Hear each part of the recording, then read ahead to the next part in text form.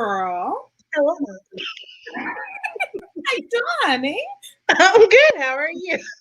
Good. Happy New Year. Happy New Year. Yes, it's 2021. We made it. Girl. Yeah, all the gospel songs ever made. We made it. It was a rough landing, though. Listen. Ooh, that turbulence at the end. Ooh. But girl, I mean, 2021, it looks like we're still trying to get some of the backlash of it. Of 2020. But before we get into any of that, honey, let's do our check-in. How you doing, girl? How you doing? Doing good. I've been doing 2-a-days at the gym. What? I know, right? Me, of all people. It's been good. Mm-hmm. You know, I found a hack. You find a machine that works for you, the momentum, and it doesn't help. Well, it definitely helps that they allow you to watch YouTube and Netflix and stuff while you're working out. So plug it in. What you would normally be sitting up in your home watching, do it while you're on the treadmill, on a bike, or whatever, and just start moving a little bit at a time. Yes. A little bit. I'm here for you. I know. How about you? I can't complain, girl. I'm in a good space. You know, I'm feeling positive about 2021. You know, I feel like the blessings and abundance is coming this our way, and I'm claiming it. Can't say I'm doing 2-a-days, girl. We just gonna go ahead and say we're gonna do about 3 a week.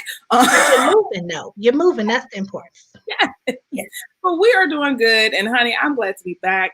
Glad that you guys are back with us. We have a very entertaining show this evening. Of course, we have to talk about the craziness briefly because we ain't got time for that all night. The craziness that's happening in DC. The wonderful news that we're hearing out of Georgia. We have Kayla, who is introducing a super dope segment coming on. And then we are also going to talk with Ashley from OWN's OWN Network TV. Put a ring on it. This show has gotten me through the last couple of weeks, honey, and I have some questions for her. She's here and she's ready to dish and talk all about it.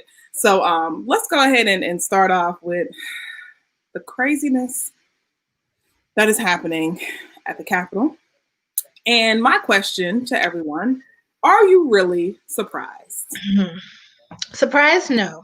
Shocked? Yes. I will say this. Because you know in your mind, and you've been conditioned and seen it in movies, that it's possibility. You've seen it happen in other countries. And then when you actually see it happening, and you're like, what? In your mind. So here I am in Beauty World, shopping for hair. Yeah. And somebody's walking around on their phone talking about, did you see it? Did you see it? Mm-hmm. And at the same time, our democracy is being threatened while I'm shopping for hair. Mm-hmm. That is a crazy mindset to reconcile with. Because you're like, okay, I need to go about life as normal, but these people in here busting in the Capitol. Yep. Not a museum, not tearing down a Confederate statue that shouldn't have been there. Busting in the United States Capitol while all of our senators are in there trying to confirm Biden as the new president. Yep. What kind of anarchy, mutiny, foolishness is happening? Exactly. Exactly. And I think things have gotten so crazy over the past couple of months that I am literally just unbothered by this news. And it's troubling because I feel like this is something where it should cause some sort of stir. But I'm at a point where I'm like, I don't care. I care, but I don't care. But my thing is, what are we going to do now that this has happened? Because we are seeing these people who have literally, you know, come into the Capitol, something that wasn't heard of since the 1800s. And there was one woman that was shot. I think 5 were injured, one of them being a police officer, but it was with pepper spray. But I'm like, she actually passed away. Yeah, she died. Mm-hmm. But I'm like, if we were to do that, if that was the Million Man March, or if it was a Black Lives Matter protest or anything like that, there would have been so much blood shattered, so much blood on the ground, and so many lives lost and people preparing to, you know, hashtag us to death, that it just would have been crazy. So I'm like, when I hear that they are escorting people out of the Capitol, down the steps, you know, making sure that they're roped off and leaving peacefully, I'm like, what is happening right now? there wouldn't even been an opportunity for us to get past the first step, because I don't know if people remember, but back when the Black Lives Matter March was happening and they had no interest in storming the building, the whole militia was out there, ready, guns drawn to shoot. Exactly. And here today, we see them spitting, we see them throwing stuff, we see them vandalizing the building. And all of a sudden is, oh, let's not deploy, because the mayor actually did speak out that they knew ahead of time that this was going to happen, reached out to the Secretary of Defense saying, hey, we need the National Guard. They said you're approved, but then they did not deploy them on purpose. Nope. So when you have your president telling people to go do this, and then you purposely keep the National Guard away so that they cannot do their job, and then you tell the police to stand down, this is what happens. This is the definition of privilege, people. I need you to stop acting like it does not exist. Stop confusing it with money and wealth and No. If you look like this, you can't do stuff. Nope. You can't do anything. You can't sleep. You can't run down the street. You can't get Skittles and iced tea. You can't play with fake guns. You can't pick up a gun in Walmart. You can't walk to your car. You can't sleep in your car because you're tired. You can't do anything. But all of a sudden, you can storm a national building with our senators inside and not have any repercussions happen. Whatsoever. And that's the part that angers me. That is what angers me more than the Capitol being stormed. And I'm at a point now where I'm like, so what is going to happen? Because what is preventing this from happening again? You know, this is the beginning of the purge. Like, seriously, this is why I would not watch those films, because I'm like, yo, life imitates art all the time. And they're trying to tell us something. They're trying to condition our minds to realize, like, hey, this is a possibility of something that can happen. And you're thinking, oh, it's not possible. But today is showing that it is very much possible. Oh, absolutely. Absolutely. But I don't want to take up too much of our time talking about that, because, you know, CNN, NBC, MSNBC, all of them are going to talk about this ad nauseum. We're probably going to hear it well into the weekend. So we don't want to get into that, and we just don't. Okay. But let's get into some good news. I don't know if you guys heard about it, because it's kind of just been pushed under the rug with the craziness that has happened in DC, but Georgia has officially turned blue and the Democrats have regained Senate control, y'all. Like, when I tell you, that warms my heart. I am so happy to hear that turkey neck, you know, big face, balloon inflated cheek Mitch McConnell no longer has control. That man makes me so sick. Like, I literally just want to just punch him in his throat. So you won't feel it because he got 10 on him. Girl, that part. So when I hear that, this was a historic race. So congratulations to the two men, Raphael and John. Happy to hear about that. And Stacey Abrams, can we please give her flowers? I know we've given her flowers before in the past, you know, on one of our previous shows, but let's give her flowers again, because that woman has done the damn thing in Georgia. So kudos. Yeah.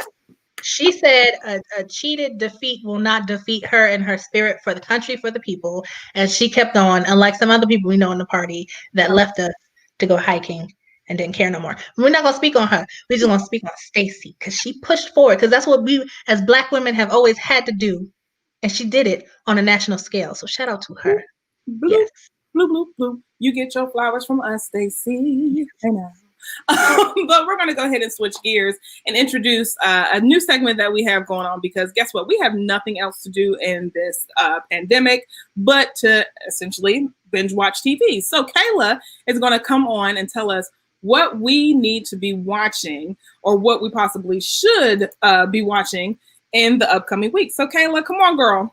Come on. Hey, y'all. Hey, girl. I am here to spread the TV joy, honey. Not really, but you know, these are a few of my faves that I've watched during the quarantine. Some are on Netflix, some are on cable TV. Yeah. So the first one on my list is a definite must watch. It's called Bridgerton. It's a Netflix original, and it is from the creative mind of Shonda Rhimes.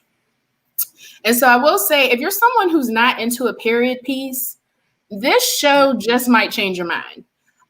For starters, can we talk about representation? Yes. Because I've seen a few people that look like me. Yes. For my kinfolk, my skin folk, as Beyonce would say. So I mean, that right there just gave me all the ooh and all that I needed. If you were a previous fan of Gossip Girl, it kind of has that same type of feel. And then I think she did a really great job with integrating music from this generation and putting it into the 19th century. Because, I mean, who does that? So it's all about thinking outside of the box. So that is a definite must watch. The second one I would probably say would be Netflix's The Queen's Gambit. Oh, girl. Yes, honey. I got to be honest. So when I first heard about it, I was like, wait, it's a show about chess? Like, I don't like chess. I would make a whole show about chess, but I kid you not, this one had me hooked the first episode. Yeah. Not only is it a story about chess, it's also a story about drug addiction, abandonment, adoption. So there's a lot of different stories all encompassed around chess, but it's definitely, worth watching. Definitely. So I say give that one a go to. And then my third pick would have to be Ghost, our book 2. And I only say this because, okay, so for those of you who do know, I mean, I'm pretty sure if you're Black and you live on planet Earth, you know about power and, all the success that came with that. So this is their first spinoff, and it's supposed to follow Tariq, what's his name, Ghost's son. And we see him in college, and Mary J. Blige is on the show, and Method Man. So it's different, and I will say Black Twitter has definitely had their fill of the memes, and I'm here for all of them. So if you need a show just to laugh at, maybe you want to laugh at Mary's wigs, I don't know. But don't do it. Okay, I'm sorry. Don't do it. But just watch the show. Be a support because it's Black. The fourth show that I watched during the quarantine was Grand Army. Now, this show comes off of Netflix. I will say more than likely people who are in high school could probably relate to this more, but I still feel like, even though I'm, 16, really, not really, but, I was able to still relate. So I just want to sit there and say, it's something you can relate to. It is about, high schoolers, but there's a bigger picture. So I will say if you're wanting something new to watch, that's not the pandemic or COVID related, this is a story you can get kind of lost in. So it's definitely worth watching. And then the last one is Selena. Everybody loves Selena, the series. Now, I was a bit skeptical. I could say I'm a Selena fan. Okay. I love J-Lo did her thing, and I was like, why are we going to try to make this a series? But hey, it worked. And I think it worked because we didn't necessarily retell the movie. What did happen was we got a backstory about her brother, AB, her sister, Suzette, their humble beginnings. And you even get to learn how Selena got her name. So if that's something you're interested in, I would definitely say check out Netflix for that series. As far as what to watch this upcoming month, what's coming back, Fox is bringing back 911 as well as its sister program 911 Lone Star. And then we have Grownish, RuPaul's Drag Race, which premiered last Friday. I forget what season this is. It's probably like 13. Yeah. So, I was going to say 75. And then lastly, for all of you Lifetimers, Married at First Sight fans, that premieres next Wednesday at 8. So be prepared for that. I think they're also on their 13th season, and it's in Atlanta. So that shall be exciting. All right, girl. Hey now, hey. So of course, Married at First Sight is definitely one of my favorites. If you guys have not watched that show, definitely take some time to check out some of the previous seasons. I think even Netflix has Married at First Sight on one of the previous seasons. I don't remember which one it is. I think it's season 4. So you can check it out there. Season 9. Season 9? Yeah, Charlotte. Okay. Season 9 is on there, so you can check it out there. But one dating show that we definitely want to get into if you guys have not been watching OWN, they've definitely been doing their thing with reality content, and I'm here for it because I get tired of watching shows like The Bachelor where, you once again you don't see us. So they have shows such as Ready to Love, and even a new one called Put a Ring on It. Now,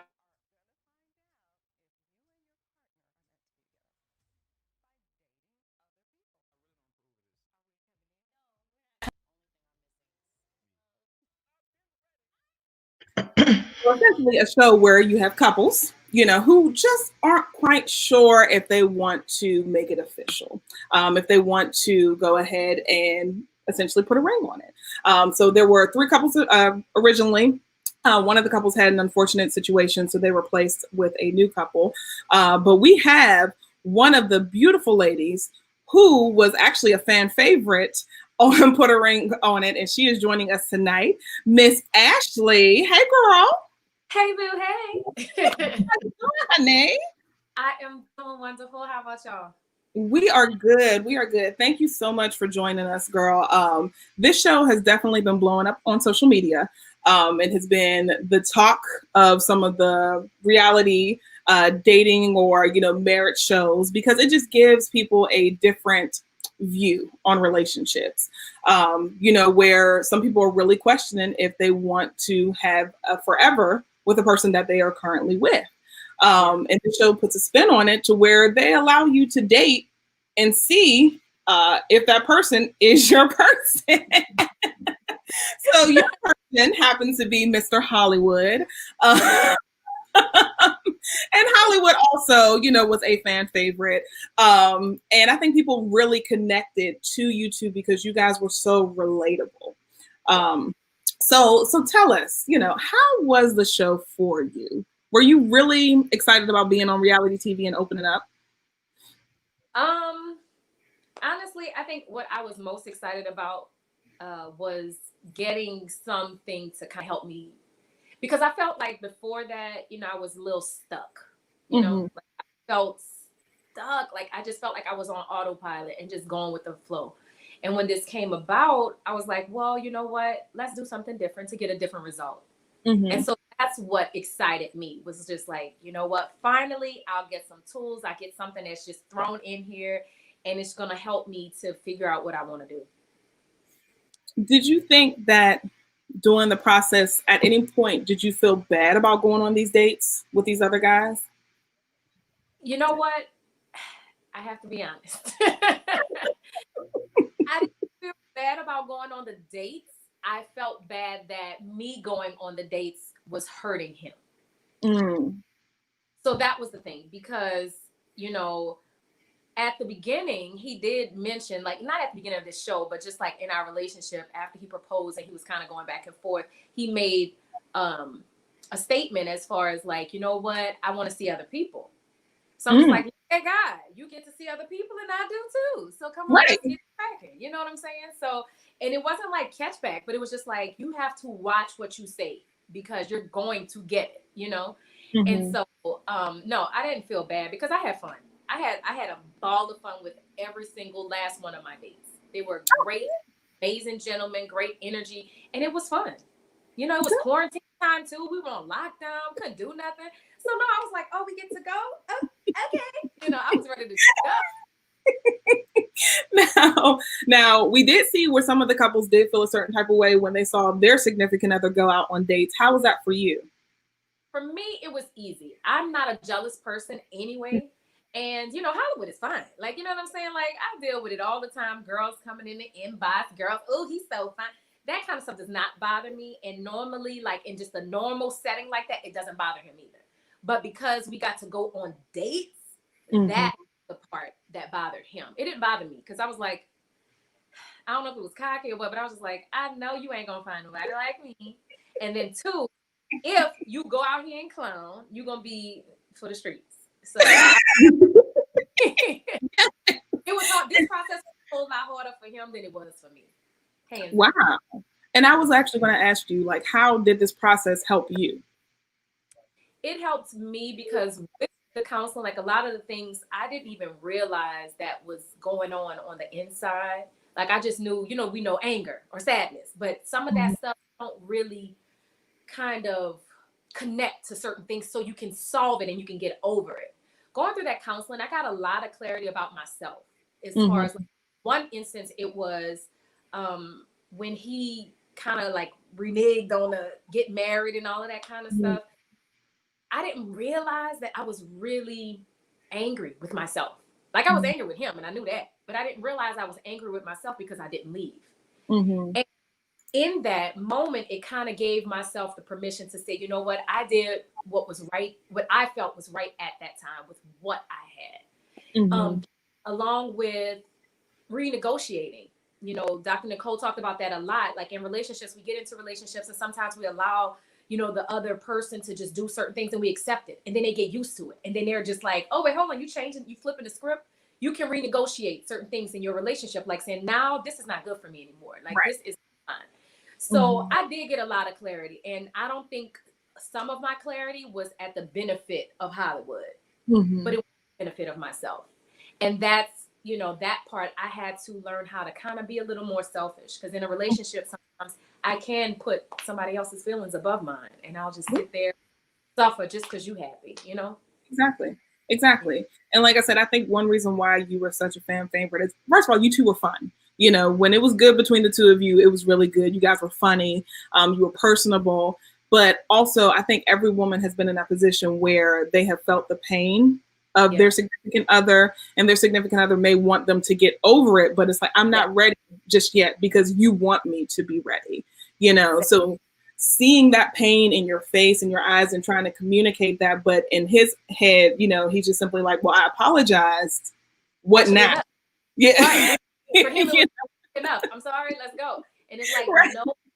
And I think a lot of men don't get that. And I hope that, you know, some women had their guys. And I've seen certain people that say, you know, me and my husband or me and my boo watch it together. And it's like counseling for us as well. And that, you know, touched me because, you know, if I'm going to go out and do this and put it on national TV and, you know, some parts of this is embarrassing, you know, I want someone else to be able to get something from it.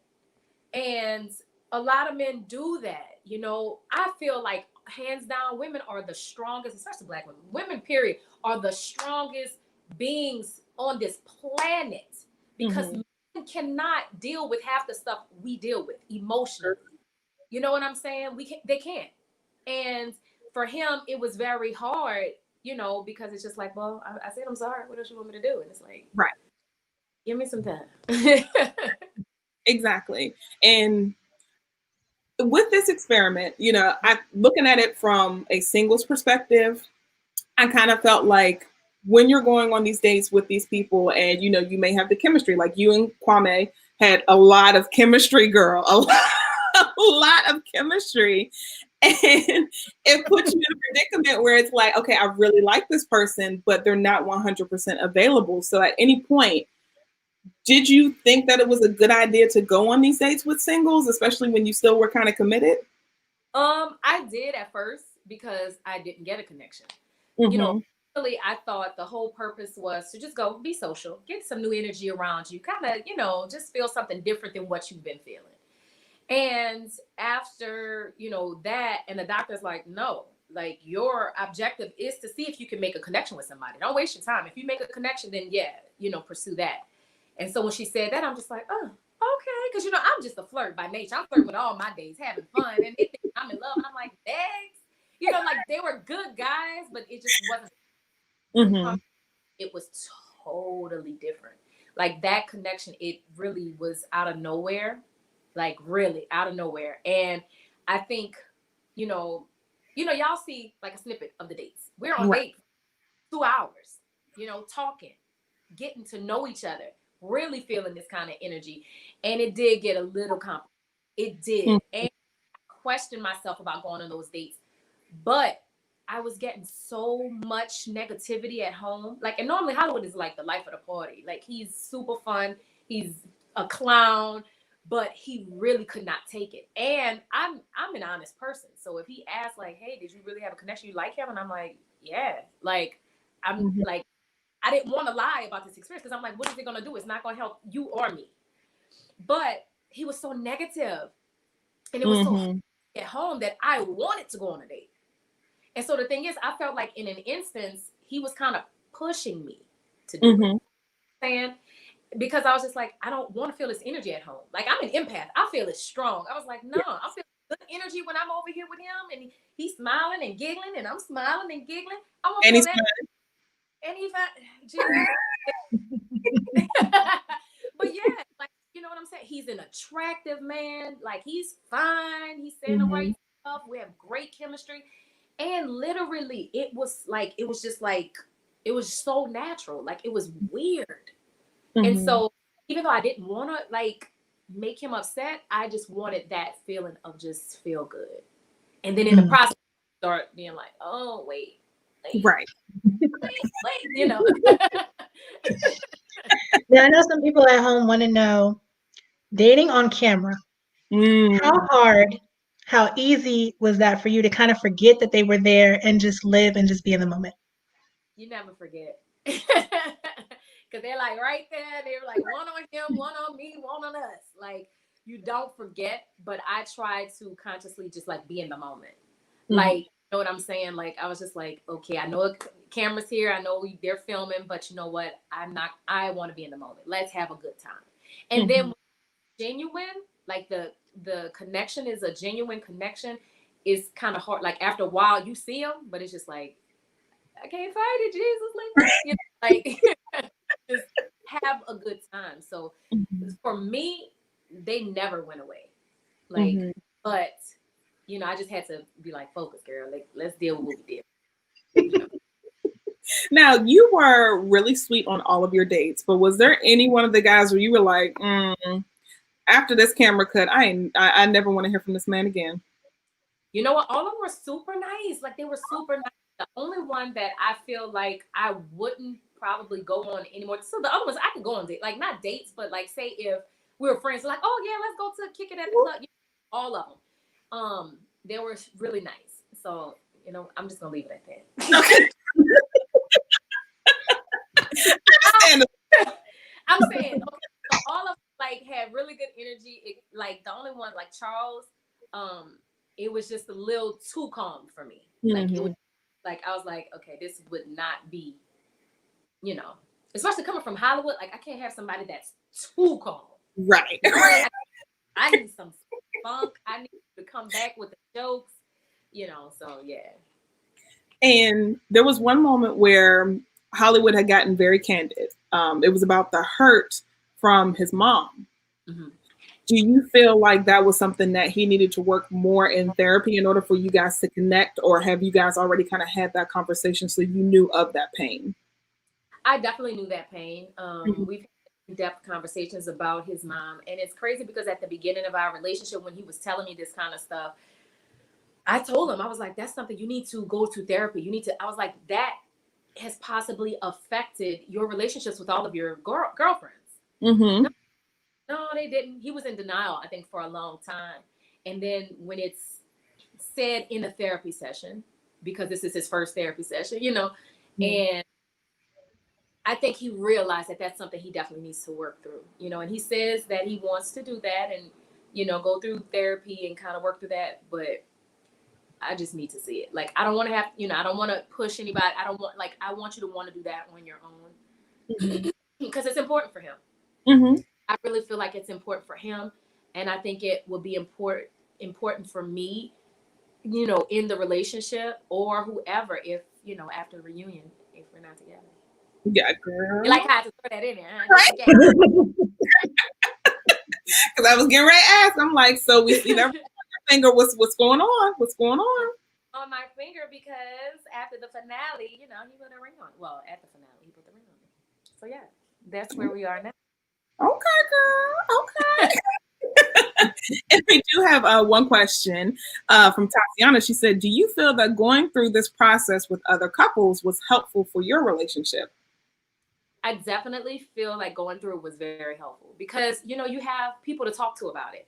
Like the girl had opportunities to get together and I can just really just vent and tell them. And they know what I'm going through because they're going through the same thing. You know, it's not like somebody's judging you. I'm telling my friend, like, girl, I'm going on dates and this what, you know, it's like they can't really grasp it, but they got it, you know, and even certain parts where I feel like it was a struggle for Hollywood. you know, the other guys would step up and be like, hey, bro, you handling this wrong? Or, hey, like, let her do the process, you know, like, hey, chill out, you know, and it would bring him back down because me saying it, he was just like, nah, you the one hurting me, so I'm not listening to you, you know? Exactly. So I definitely feel like doing it with the other couples helped us out a lot.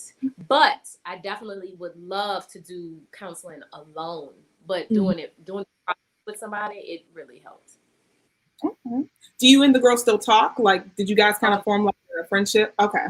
All the time. Yeah, Tamika and I we're always out together. Tamika and I.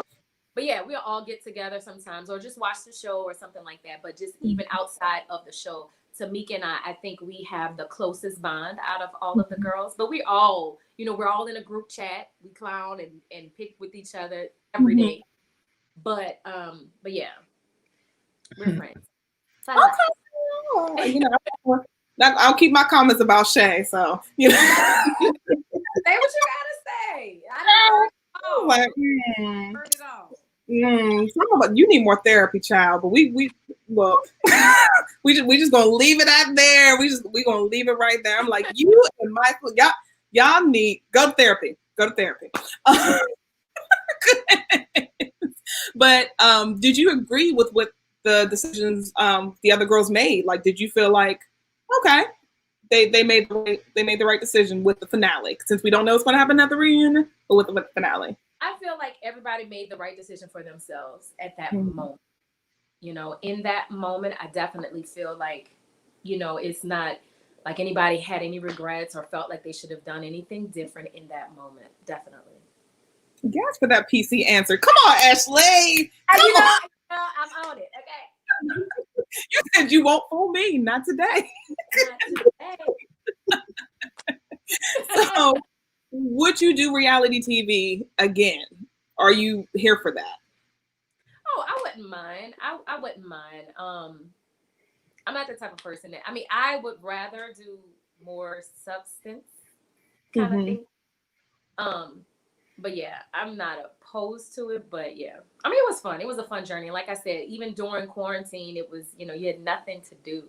So it was an amazing experience. Got some help, got some, you know, got to look at some good eye candy, got to meet some friends. I just moved to Atlanta at the time. So I'm just like, it kind of helped me out. It was a win-win for me.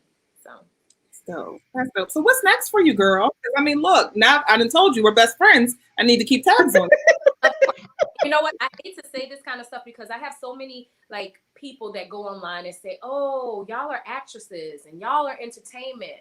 Like this is fake. Like this is," and it's not. The thing is, what I don't understand is how they feel like actors and actresses cannot have real lives. Right. Go through things. Like you see so many people going through divorce, like Cardi B, Taraji. Like you see people go through things like this and they're actors. That is who I am. That's why I moved out here. This opportunity came and I was like, oh my God, this would be amazing. But for me, you know, I've done theater, I've done that kind of stuff, but I want to get more into TV and film. And I moved to Atlanta to pursue that. But yeah, definitely nothing on this show, especially not for me, was fake. Nothing. And I think that's why people, you know, identify with me because I was being authentic. I don't want anybody to think that anytime I had a tear come down my eye or any tremble in my voice that I'm putting on a show, because I'm not. The death of my father was buku real. That is something that I cannot take back. That is something that I cannot get over. Even when you think of a marriage and you think about going to that next level with your partner, who is there for me? Yes, I have brothers. Yes, I have anybody, you know, father figures, but I don't have my father. So I don't understand how someone can think that this stuff is fake. Go on my Instagram. You can see for 9 years it's me and him. Yes, but we're happy, whatever. But of course you don't see it all. You're not going to be posting on Instagram talking about, I'm crying today because he made me mad. No, you're not going to see that. But the thing is, that was the thing that just drove me about people. Oh, y'all actors. It's just like, that does not mean it's fake. Like, you know what I'm saying? It was just like, I don't know.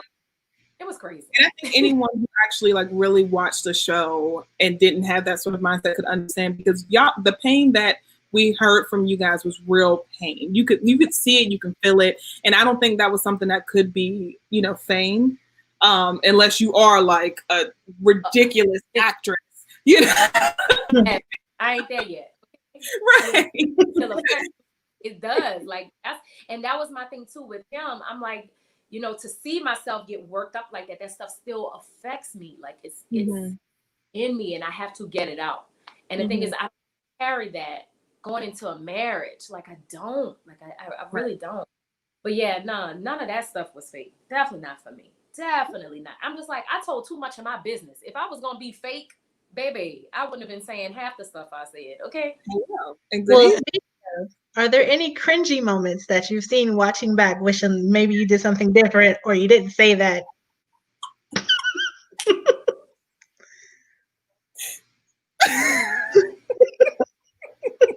Come on, girl.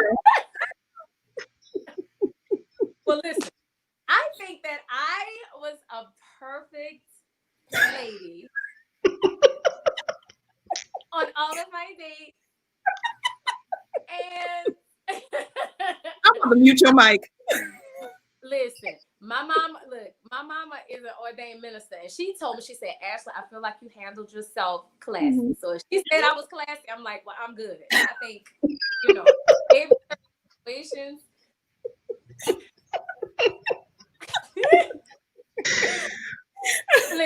You did. You live every day. You die once, okay?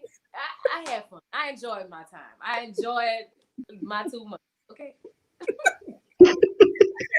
I mean, watching it, I don't think you really had anything to be ashamed of. And I mean, like I said, you were just 100% authentic and real in yourself. And I think that's why people really gravitated to you guys so much. Yeah. Because it was just like, they're not putting on any airs. Like, this is Ashley. This is Hollywood. Like, I'm pretty sure if the cameras weren't rolling, we would still get Ashley in Hollywood. Yeah, you definitely would. But I feel like Hollywood turned up. He's extra, no lie. He's all the way live at 5 every single day, every minute of every day. But I felt like certain moments, I think he was conscious of the cameras, and I think he didn't want to be embarrassed, and so he buck up a lot more, thinking that was protecting himself. And you know, that kind of stuff really affected me too, because you know, as a woman that you say you want to marry, I want you to be able to protect my heart, protect my feelings, you know, before you try to protect yours. Like, if you know you protecting you is going to hurt me, then you shouldn't do it, you know? And I felt like, and I get it. You know, it's hard to see your woman going on a date with somebody else, another man, and another man that she think is fine, that she like. I know it's hard. Like, I know it is hard, you know, but I just want a little more emotional maturity and stability to where you can verbalize and effectively communicate and comprehend what I'm saying, you know, because I felt like I needed to complete it. I did. I felt like I needed to complete what I was doing. And I understand some things he felt like I went too far. Like, he was just like, you pushing too much. And I'm just like, I'm sorry. I don't remember it. I'm sorry. I blacked out. Forgive me, you know, but you know, it's still difficult, you know, because so during the process, I told him everything that happened on every single date. Every date, I told him every little bit of everything. Like, even the pineapple thing, I told him about it, but I didn't tell him about it at the session. I told him about it at home because I knew he was going to probably blow. But I did tell him before it aired. The thing is, when I saw it for the first time at the reunion, it was like he had never seen it. But but he didn't. He hadn't seen it. But I'm saying it was like he never even heard of, like, nothing. It was just like, what? Like, you know. Yeah. So that was my only thing. It hurt me to see him hurt. Like, it really did. You know. But I didn't know that was gonna happen. How my fault? You innocent, girl. You innocent. I'm innocent. My eyes were closed, my hands were up. I didn't see nothing. You know, you had the whole, you know, you innocent, girl. And pineapples are my favorite. Right. Lord, I'm proud of pineapples. And we actually have another question from Lisa. She said, how did your family feel about you being on the show? At first, I think, like, my mom and stuff was a little apprehensive because she was just like, oh Lord, you're telling all your business, and now all my people that come to my church, like they gonna be all in your business, they gonna be looking. And so I think she kind of felt the way, but everybody else was very supportive, very supportive of me, especially once it came out and they saw that I wasn't out here thotting and bopping, like, you know what I'm saying? I was, carrying myself like she raised me and just doing the work, I think she turned out to be okay with it. Everybody else did too. It just kind of was like, why is this boy saying something sexual on every, like they had and then why is he talking to you like that? Why is he, so my people had that perspective. His family had the perspective of, oh, so she want another date? Like, you know what I'm saying? So it was total opposite. Like his people see my disrespect and mine see his disrespect. So it's Now, I know you can't say too much because the reunion is airing, this Friday. Yeah, but it's Friday at 9 Central. But do you feel any reservations about getting married? I mean, I know you and Hollywood were together for 9 years, and that's a long time, a very long time. And you went through this, this experiment together. Is there anything that's making you say, ugh, I don't know if this is for me? You got to watch the reunion too. Look, I'll come back after the reunion. The thing is, that is something I think I hit on. Like, and it's so crazy because even during this filming the reunion, I think a lot of times I blacked out. Like you be in the moment so much that you don't really be like conscious. So even certain things on the show, like I'm like, I said that, like, like when that happened, like, so even at the reunion, I don't want to give anything up to say what happens after the reunion or what my current state is right now. I'll reserve that for after the reunion. And I don't mind all of that. All right, best friend. So that means you coming back? I'll come back. Okay. Ashley, thank you so much. I mean, you were so dope. And I'm so glad to know that the person that I was seeing on TV is the actual person that we got a chance to interview and sit down with.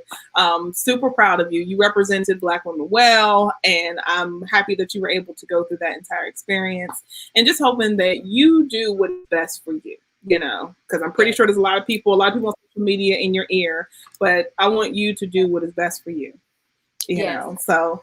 And I appreciate that so much. Thank y'all so much for having me on. And yeah, I'm happy y'all see I'm the same person like as on the show, because some people try to switch it up. They get the big head, but yeah, no, that stuff doesn't faze me. Right. That stuff does not faze me at all. I appreciate it so much. I will be back. And yes, that is something that, is definitely an ongoing journey, is to focus on what makes me happy. So I appreciate that. Thank y'all. Yeah. All right, girl. We will talk to you after this reunion, honey. Yes. Make sure y'all listen. Get some popcorn. Get y'all wine. Jesus. Because, yeah. Honestly, I'm telling you, like, I got to control my mouth. That's my only thing I would say, is that I'm too honest sometimes. And sometimes I think it'll be easy to lie. But. Girl, it's okay. We shall see. Tune in. And thank y'all so much. I had a blast. Thank you. Bye, girl. Bye, y'all. All right, girl. Yes. Getting behind the scenes scoop on reality TV. Girl. Yes. Girl, let me tell you. Would you and Troy do something like this?